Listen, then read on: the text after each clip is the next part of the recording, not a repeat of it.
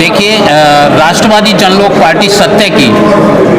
का 2 दिन का महाअधिवेशन जो हमारा दिल्ली में महाराणा प्रताप भवन केशवपुरम में चल रहा था,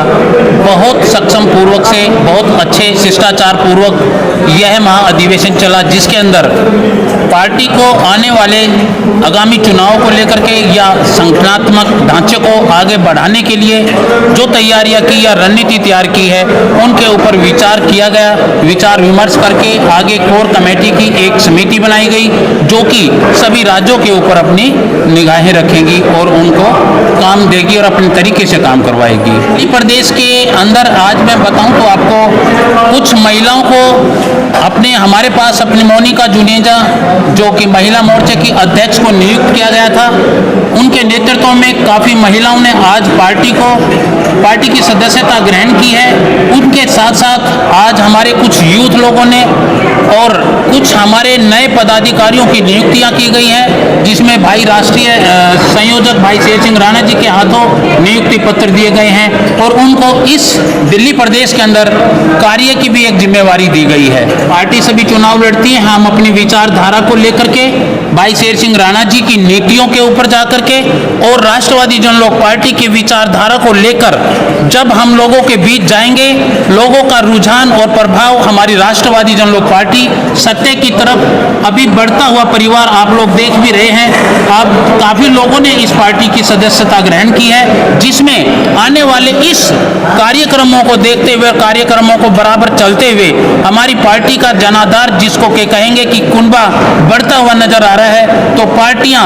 छोड़ करके लोग, कोई आम आदमी पार्टी से, कोई बीजेपी पार्टी से, कोई कांग्रेस पार्टी से, आज राष्ट्रवादी जनलोक पार्टी सत्य को ग्रहण कर रहा है और उस पार्टी की सदस्यता को ग्रहण कर रहा है। पार्टी की विचारधारा से आपको अवगत कराऊं तो हर पार्टी अपने आप सोचती है कि किसी भी को भी किस कार्य को देती है तो वो अपने ही लोगों को काम में लगा देती है। हमारी पार्टी की एक विचारधारा है कि भी हम ना छीनने देंगे, ना छीनेंगे, ना करने देंगे, किसी को गलत काम ना होने देंगे, ना सहन करेंगे। तो हम सभी पार्टियों के लिए जो भी विचारधारा लेकर के आते हैं, उनसे अलग हटकर हम अपनी पार्टी की विचारधारा को लेकर लोगों के बीच में जाएंगे, अपने भाइयों के बीच में जाएंगे और पार्टी की विचारधारा को बताकर ही इस पार्टी को आगे बढ़ाने का काम करेंगे। और हमें पूरा भरोसा है कि इस पार्टी की विचारधारा को लोग सुनकर और विचार करके इस पार्टी को ज़्यादा से ज़्यादा लोग सदस्यता ग्रहण करते हैं और इस परिवार का कुनबा बढ़ता हुआ खूब नजर आ रहा है और इसी तरह से हम लोग आगे बढ़ते रहेंगे।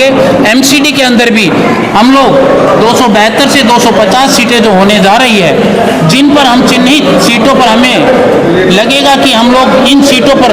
अपनी जीत हासिल कर सकते हैं, उन पर बहुत मजबूती से दावेदारी देकर के चुनाव लड़ेंगे और हमें भरोसा है हम इस नगर निगम चुनाव को जीत कर भी दिखाएंगे, भागीदारी करके दिखाएंगे। मैं राष्ट्रवादी जनलोक पार्टी का राष्ट्रीय संगठन महामंत्री भूषण सिंह,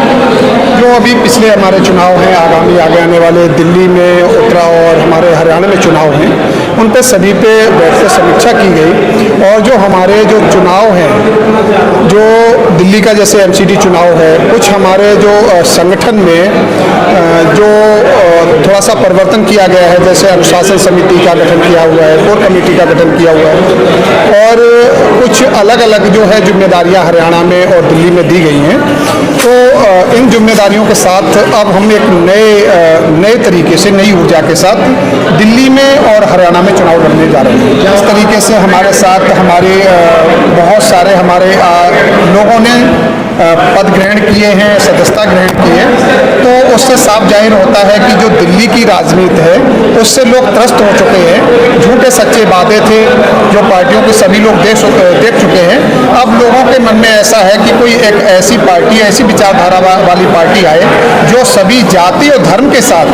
मिलके सभी के लिए, सभी समुदाय के लिए, सभी वर्ग के लिए सही काम कर सके। वो राष्ट्रवादी जनलोक पार्टी आप सभी के बीच में, सभी के साथ मिलकर, सभी गरीब, दलित, पिछड़े, शोषित, वंचित सभी धर्म और समुदाय के लोगों को साथ मिलकर काम करने जा रहे हैं। इसलिए हमारे कई सामाजिक संगठन के, जैसे हमारी महिलाएं हैं, चाहे वो मुस्लिम समाज की हो, चाहे वो हमारे सिख समाज से हो, चाहे पंजाबी समाज से हो, चाहे हमारे दलित समाज से हो, सभी समाज के, सभी जात और धर्म के लोगों ने पद ग्रहण किया।